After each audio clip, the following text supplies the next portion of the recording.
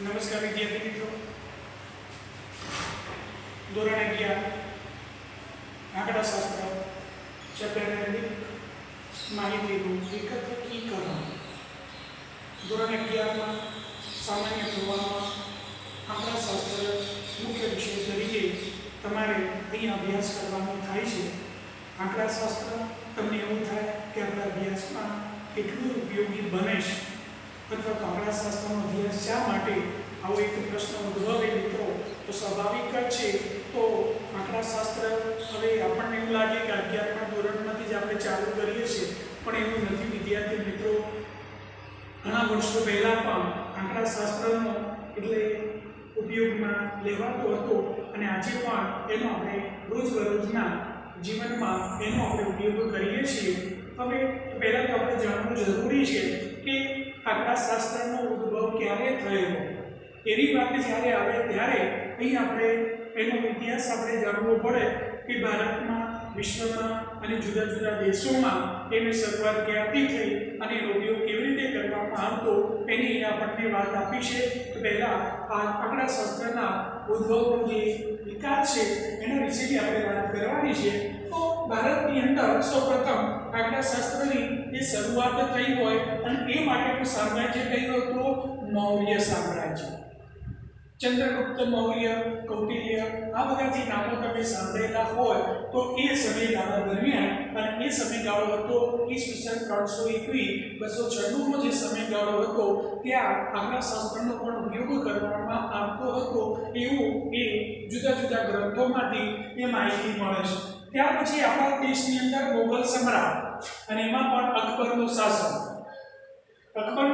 આવ્યું ઈસવીસન 1596-97ના સમયગાળા દરમિયાન અકબર મુગલ સામ્રાજ્ય આપણા દેશમાં એ શાસન કરતું હતું અને એમાં અકબર શાસનનો સમયગાળો હતો 1596-97માં। એમાં એના એક નામ એનું તમે યાદ રાખજો, અબુલ ફઝલ એના સચિવ તરીકે હતા, એના મંત્રી તરીકે કામ કરતા અને અબુલ ફઝલે એક પુસ્તકની રચના કરી હતી અને એ પુસ્તકનું નામ છે, તમારે યાદ રાખવાનું છે, નામ છે આઈને અકબરી।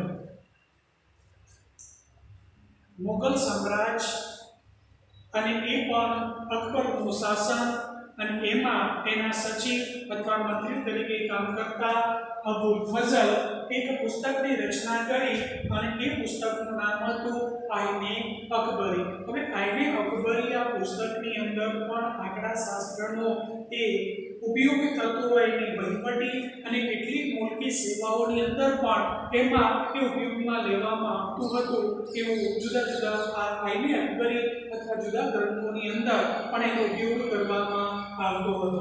હવે આંકડાશાસ્ત્ર, હવે આ એક ગુણનો MCQ નો પ્રશ્ન, એક ગુણનો MCQ નો પ્રશ્ન અવારનવાર પરીક્ષામાં વિદ્યાર્થી મિત્રો તમને મળશે કે આંકડાશાસ્ત્ર શબ્દનો સૌપ્રથમ ઉપયોગ કોણે કર્યો। આવો એક ગુણનો જ્યારે તમને શબ્દ મળે અથવા તો જો પ્રશ્ન મળે તો તમારે યાદ રાખવાનું છે કે આંકડાશાસ્ત્રનો શબ્દનો સૌપ્રથમ ઉપયોગ ત્યારે અને કોને કરેલો તો 1749માં। ત્યારે 1749માં જર્મન વિદ્વાન, શું નામ યાદ રાખશો, જર્મન વિદ્વાન ગોટફ્રીડ એકેનબોલે, નામ તો અટપટું છે પણ આપણે એને યાદ રાખવાનું છે, ગોટફ્રીડ એકેનબોલે। તો આંકડાશાસ્ત્ર શબ્દનો સૌપ્રથમ ઉપયોગ ક્યારે અને કોને કરેલો, ક્યારે તો આપણે 1749માં જર્મન વિદ્વાન ગોટફ્રીડ એકેનબોલે સૌપ્રથમ આંકડાશાસ્ત્ર શબ્દનો એને ઉપયોગ કરેલો હતો અને આ 1749ની અંદર એનો શબ્દ હતો સ્ટેટિસ્ટિક, સ્ટેટિસ્ટિક એવો એ શબ્દ ત્યાં ઉપયોગમાં લેવામાં આવતો હતો અને એ દ્વારા એ આ જર્મન વિદ્વાન ગોટફ્રીડ એકેનબોલે સૌપ્રથમ આ સ્ટેટિસ્ટિક શબ્દનો એમને ઉપયોગ કરેલો હતો અને એના ઉપરથી એ આગળ વધે છે। હવે ત્યાર પછી 17મી અને 18મી સદીમાં પણ વિશ્વના જુદા જુદા આંકડાશાસ્ત્રીઓએ પણ એનો ઉપયોગ કરેલો હતો અને એમાં આપણે બે નામ લઈ શકીએ. એક નામ છે લાપ્લાસ અને બીજું છે ગોસ નામના આંકડાશાસ્ત્રીએ પણ આ સ્ટેટિસ્ટિક શબ્દનો ઉપયોગ કર્યો હતો અને એનો અભ્યાસમાં એનો ઉપયોગમાં લેતા હતા. અને 17મી અને 18મી સદીમાં પણ એ લાપ્લાસ અને ગોસ જેવા આંકડાશાસ્ત્રીઓએ પણ જુદી જુદી બાબતો માટે એ આંકડાશાસ્ત્રનો ઉપયોગ કરેલો હતો. હવે એના આધારે એક સમિતિની રચના કરવામાં આવેલી હતી અને સમિતિનું નામ છે રોયલ આંકડાશાસ્ત્રીય સંગઠન. શું કહીશું એને? રોયલ આંકડાશાસ્ત્રીય સંગઠન તરીકે ઓળખીશું. અને એની શરૂઆત 1834 માં, ધ્યાન રાખજો, 1834 ની અંદર લંડન શહેરમાં આ રોયલ આંકડાશાસ્ત્રીય સંગઠનની એ સમિતિની જે રચના કરવામાં આવી હતી એ 1834 માં લંડન શહેરમાં થઈ હતી એવું આપણે કહી શકીશું. હવે જેમ જેમ સમય આગળ વધતો ગયો તેમ નવા ને નવા આંકડાશાસ્ત્રીઓએ એ પોતાની વાતો એના વિકાસ માટે, એના ઉદ્ભવ માટે એ રજૂ કરતા ગયા. હવે ત્યાર પછી વાત આવે છે ગણિતીય આંકડાશાસ્ત્રના રચયિતા કોણ? ગણિતીય અથવા તો ગાણિતીય, ધ્યાન રાખજો, ગાણિતીય અથવા તો ગણિતીય આંકડાશાસ્ત્રના રચયિતા કોણ? તો સૌપ્રથમ આપણે નામ લઈશું કાર્લ પિયર્સન. કોનું નામ લેશો વિદ્યાર્થી મિત્રો? કાર્લ પિયર્સનનું નામ તમારે લેવાનું છે. ગણિતીય આંકડાશાસ્ત્રના રચયિતા કોણ હતા? તો આપણે કહીશું એ કાર્લ પિયર્સન હતા અને એમને પણ આંકડાશાસ્ત્રના વિકાસમાં એ મહત્વનું યોગદાન આપ્યું છે એવું આપણે કહી શકીશું. જેમ જેમ આપણે આગળ વધતા જઈશું, નવા નવા સૂત્રોનો અભ્યાસ કરતા જઈશું, એમાં આ એક નામ કાર્લ પિયર્સનનું એ સતત આપણે ગઠન કરવું પડશે, કારણ કે વધારેમાં વધારે આંકડાશાસ્ત્રના વિકાસમાં જો કોઈ મહત્વનું યોગદાન આપેલું હોય તો એ કાર્લ પિયર્સન છે અને એમના જુદા જુદા સૂત્રોનો આપણે ક્રમશઃ એ અભ્યાસ કરવાનો રહેશે. ત્યાર પછી વાત આવે છે, ત્યાર પછી એક ગુણનો એમસીક્યુનો પ્રશ્ન પણ તમને મળે કે આંકડાશાસ્ત્રના પિતા કોણ હતા? તો આવો એક સગુણનો શબ્દ મળે તો આંકડાશાસ્ત્રના પિતા હતા ફિશર. નામ યાદ રાખજો, ફિશર. તો ફિશરને આંકડાશાસ્ત્રના પિતા તરીકે ઓળખવામાં આવે. એક ગુણનો એમસીક્યુનો પ્રશ્ન તમને મળશે. પ્રશ્ન આવો હશે, આંકડાશાસ્ત્રના પિતા કોણ હતા? તો કાર્લ પિયર્સન આવે, લાપ્લાસ આવે, ગોસ આવે કે ફિશર આવે?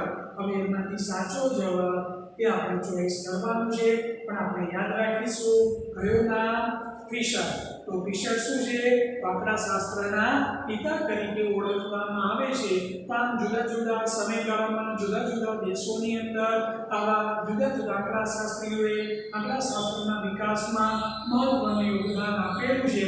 હવે આપણા દેશની અંદર પણ આંકડાશાસ્ત્રનો વિધિવત રીતે શરૂઆત ક્યારે થઈ અને કોને શરૂઆત કરેલી એની પણ આપણે વાત કરેલી વિદ્યાર્થી મિત્રો. તો તમે ધ્યાન રાખજો, તો ભારતમાં સૌપ્રથમ વખત આંકડાશાસ્ત્રના વિકાસ માટે સૌથી અગત્યનું અને મહત્વનું જો કોઈ યોગદાન હોય તો નામ છે પીસી મહાલનોબિસ. શું યાદ રાખશો?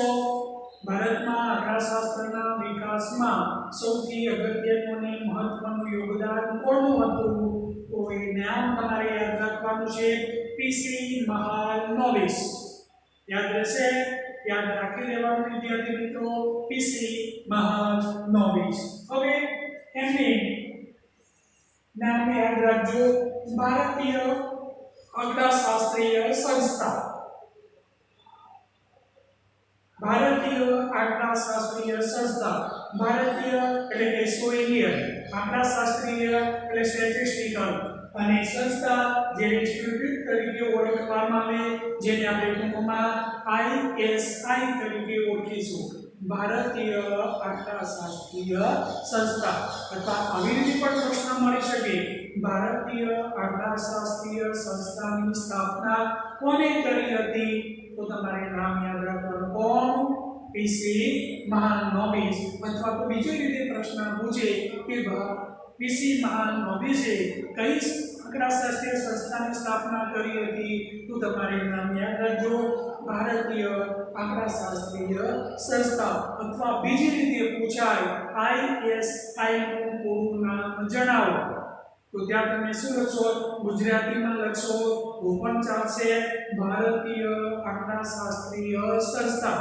અથવા જો અંગ્રેજીમાં જો આવડતું હોય અને અંગ્રેજીમાં તમે લખશો તો એ વાંધો નથી, ઇન્ડિયન સ્ટેટિસ્ટિકલ ઇન્સ્ટિટ્યૂટ તરીકે આપણે જેને ઓળખીશું. હવે આ ભારતીય આંકડાશાસ્ત્રીય સંસ્થાની સ્થાપના ક્યાં કરવામાં આવી હતી અને એની વાત તમારે ધ્યાનમાં રાખવાની. ક્યારે? તો 1941 માં. ક્યાં? તો ક્યાં? તો કોલકાતા ખાતે ભારતીય આંકડાશાસ્ત્રીય સંસ્થાની સ્થાપના પીસી મહાલનોબિસ દ્વારા કરવામાં આવી હતી. તો આવો પ્રશ્ન તમને મળે કે ભારતીય આંકડાશાસ્ત્રીય સંસ્થાની સ્થાપના કોણે કરેલી, ક્યારે અને ક્યાં? કોને? તો પીસી મહાલનોબિસ. ક્યારે? 1941 માં. ક્યાં? તો કોલકાતા ખાતે ભારતીય આંકડાશાસ્ત્રીય સંસ્થાની સ્થાપના કરવામાં આવી હતી. અને આ રીતે ભારતમાં વિધિવત રીતે આંકડાશાસ્ત્રનો શરૂઆત કરવામાં આવેલી. ત્યાર પછી 1950 ની અંદર પણ એક સંસ્થા એમને ઊભી કરેલી, એક નિદર્શ તપાસ ઊભું કરેલું, જેને NSS તરીકે ઓળખવામાં આવે. એના માટે આપણે કહીશું રાષ્ટ્રીય નિદર્શ તપાસ. શું કહીશું? રાષ્ટ્રીય નિદર્શ તપાસ. રાષ્ટ્રીય એટલે શું કહેવાશે? નેશનલ. નિદર્શ તો જેને આપણે સેમ્પલ કહીશું, NSS. અને રાષ્ટ્રીય નિદર્શ તપાસ સિક્યુરિટી અથવા આવો શબ્દ પણ આપણે અભ્યાસમાં લઈશું. અને એ સંસ્થાની સ્થાપના કરેલી તપાસ, જેને આપણે સર્વે તરીકે ઓળખવામાં આવે. NSS નું પૂરું નામ શું થશે? રાષ્ટ્રીય નિદર્શ તપાસ, અથવા અંગ્રેજીમાં કહેવું હોય તો નેશનલ સેમ્પલ સર્વે. સર્વે એટલે તપાસ કહીશું. તો 1950 ની અંદર નેશનલ સેમ્પલ સર્વે નામની સંસ્થાની પણ સ્થાપના કરવામાં આવેલી. અને એ સંસ્થાને ભારતીય સરકાર દ્વારા એને અનુમોદન આપવામાં આવેલું. એ સંસ્થાને મંજૂરી આપવામાં આવેલી. અને એ સંસ્થા દ્વારા વિવિધ પ્રકારની તપાસો કરવામાં આવે છે, વિવિધ પ્રકારના સંશોધનો કરવામાં આવે છે, એનો અભ્યાસ કરવામાં આવે છે. દાખલા તરીકે ભારતના જે વસ્તી ગણતરીનું જે કામ કરવામાં આવે છે, તો રાષ્ટ્રીય વસ્તી ગણતરીનું જે કામ છે આ સંસ્થા દ્વારા કરવામાં આવતું હોય છે, જેને નેશનલ સેમ્પલ સર્વે સંસ્થા દ્વારા પણ એ કામ કરવામાં આવતું હોય છે. તો આમ ભારતમાં વિધિવત રીતે પીસી મહાલનોબિસ દ્વારા આંકડાશાસ્ત્રીય સંસ્થાની શરૂઆત કરવામાં આવેલી. સંસ્થા આપણે ધ્યાનમાં રાખીશું, ભારતીય આંકડાશાસ્ત્રીય સંસ્થા ISI તરીકે ઓળખીશું. 1941 માં એની શરૂઆત થયેલી.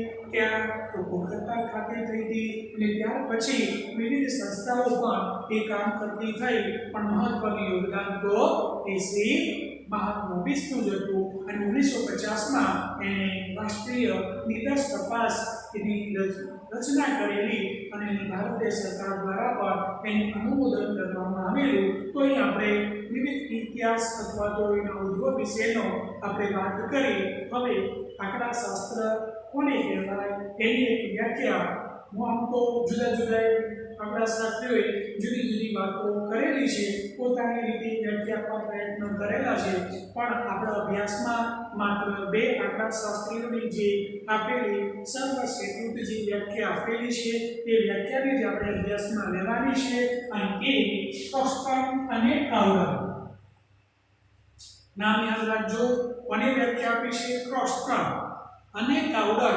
એની આંકડાશાસ્ત્રની એ વ્યાખ્યા આપણને આપવામાં આવી છે. હવે એવું શું કહે છે? આંકડાશાસ્ત્ર એ વિજ્ઞાન છે જે આંકડાકીય માહિતીનું એકત્રીકરણ, પૃથ્થકરણ અને અર્થઘટન કરે છે. આમ તો અગાઉની જૂની બુકની અંદર ખૂબ જ મોટી, કારણ કે બધા જ આંકડાશાસ્ત્રીઓના જે વિચારો હતા, જે રજૂઆતો હતી, એ એ સાંકડી અને ખૂબ જ મોટી વ્યાખ્યા આપવામાં આવેલી અહીંયા આપણને અભ્યાસમાં આપેલી નથી, માત્ર ક્રોસ્ટન અને કાઉડને જે વ્યાખ્યા આપણને આપવામાં આવેલી છે એ જ વ્યાખ્યા આપણે અભ્યાસમાં લઈશું. તો શું કહે છે? આંકડાશાસ્ત્ર એ વિજ્ઞાન છે. ધ્યાન રાખજો, આંકડાશાસ્ત્ર શું બતાવે છે? વિજ્ઞાન છે, જે સાનું આંકડાકીય માહિતીનું એકત્રીકરણ, પૃથ્થકરણ અને અર્થઘટન કરે છે. આંકડાશાસ્ત્ર એ શું છે વિદ્યાર્થી મિત્રો? વિજ્ઞાન છે. આંકડાશાસ્ત્ર એ વિજ્ઞાન છે, જે કેવી માહિતી? આંકડાકીય માહિતીનું શું કરે છે? એકત્રીકરણ કરે છે, એનું પૃથ્થકરણ કરે છે અને પછી એનું અર્થઘટન કરે છે. તો આને આપણે આંકડાશાસ્ત્ર તરીકે ઓળખવામાં આવે છે. અહીંયા વ્યાખ્યા તમારે યાદ રાખવાની છે. પરીક્ષામાં એક ગુણના પ્રશ્ન તરીકે પણ MCQ તરીકે પણ એ પ્રશ્ન મળી શકે.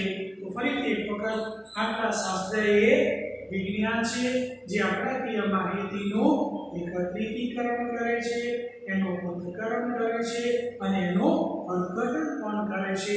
તો અહીંયા આ મહત્વના ત્રણ શબ્દો એકત્રીકરણ, પૃથ્થકરણ અને અર્થઘટન એ કરવાનું કામ જે કરે એને આંકડાશાસ્ત્ર તરીકે ઓળખવામાં આવે છે. હવે અહીંયા માત્ર આંકડાકીય માહિતીની જ વાત કરીશ અને આંકડાકીય માહિતી હોય તો આપણે તેને કહીશું સંખ્યાત્મક. પણ માત્ર સંખ્યાત્મક માહિતીનું જ આપણે એકત્રીકરણ કરતા નથી. કેટલીક માહિતી એવી પણ હોય છે કે જેની આપણે સંખ્યામાં અથવા તો આંકડામાં દર્શાવી શકતા નથી, છતાં પણ એની માહિતી આપણે એકત્ર કરવી પડે તો એવી ગુણધર્મ આધારિત અથવા તો જેની ગુણાત્મક, આ એક શબ્દ પણ આપણે ધ્યાનમાં રાખીશું, ગુણાત્મક માહિતી. એટલે માત્ર સંખ્યાત્મક માહિતી એકત્રીકરણ કરીએ છીએ એવું નથી, ગુણાત્મક માહિતીનું પણ એકત્રીકરણ કરવામાં આવે છે. અને ગુણાત્મક જે ગુણધર્મ આધારિત છે એની આપણે અગાઉના લેક્ચરની અંદર વિગતે અભ્યાસ કરવાનો છે. સંખ્યાત્મક માહિતી એટલે શું અને ગુણાત્મક માહિતી એટલે શું, બંનેની આપણે વાત કરવાની છે. પણ અહીંયા આપણે માત્ર શબ્દની વાત આવી સંખ્યાત્મક માહિતી એટલે આંકડાકીય માહિતીમાં, તો એની જ વાત આવે છે. સાથે સાથે આપણે ગુણાત્મક માહિતી, દાખલા તરીકે કોઈ વ્યક્તિને કેન્સરનો દર્દી, કેન્સરથી પીડાતો દર્દી, હવે એને આપણે સંખ્યામાં દર્શાવી ન શકીએ પણ એનું આપણે વર્ણન કરી શકીએ. તો આ ગુણધર્મ આધારિત માહિતી છે, ગુણાત્મક માહિતી છે અને એનું પણ આપણે કલેક્શન કરવું પડે વિદ્યાર્થી મિત્રો. તો આ વાત આપણે ધ્યાનમાં લેવી પડે. હવે એના સાથે સાથે આપણે સંખ્યાત્મક માહિતી, ગુણાત્મક માહિતીની પણ આપણે વાત કરવાની છે. પણ એ પહેલા અહીંયા એક શબ્દ આપણે અભ્યાસમાં લઈશું, જેને આપણે કહીશું સમષ્ટિ, જેને અંગ્રેજીમાં પોપ્યુલેશન તરીકે ઓળખવામાં આવે છે. હવે સમષ્ટિ એટલે શું અને સમષ્ટિ શા માટે, તો એની જ્યારે આપણે વાત કરી રહેતા હોય ત્યારે તો અહીં આપણે સમષ્ટિ કોને કહેવાય, તો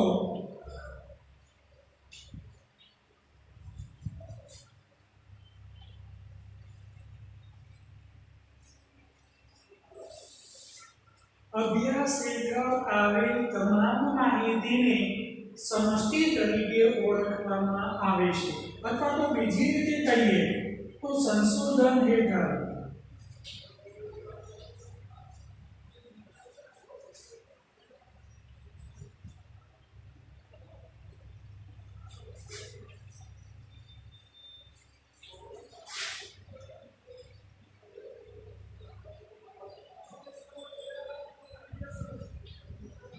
બીજી રીતે પણ કહેવું અથવા જે કંઈ ચાલે છે તમારે નોટની અંદર એની યાદી બનાવી દેવાની છે, તમારે લખવાનું છે.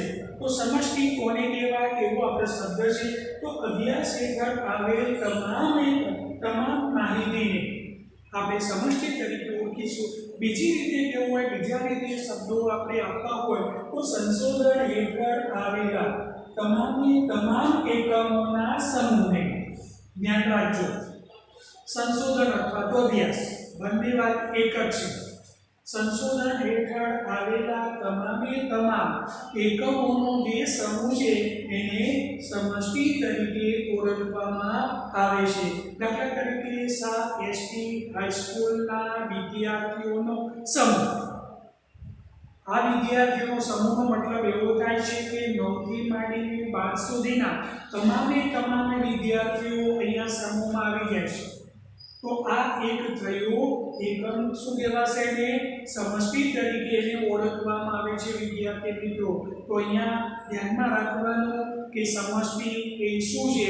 તો અહીંયા આપણે પહેલા લેક્ચરની અંદર અહીંયા એના ઉદ્ભવ વિશે, એની આંકડાશાસ્ત્રની વ્યાખ્યા વિશે અને સમષ્ટિ વિશે આપણે વાત કરી. હવે નેક્સ્ટ લેક્ચરની અંદર સમષ્ટિ તપાસ, નિષ્કર્ષ અને એની વિશેની સંખ્યાત્મક અને ગુણાત્મક માહિતી વિશેની વાત આપણે પછીથી કરીશું. ધન્યવાદ.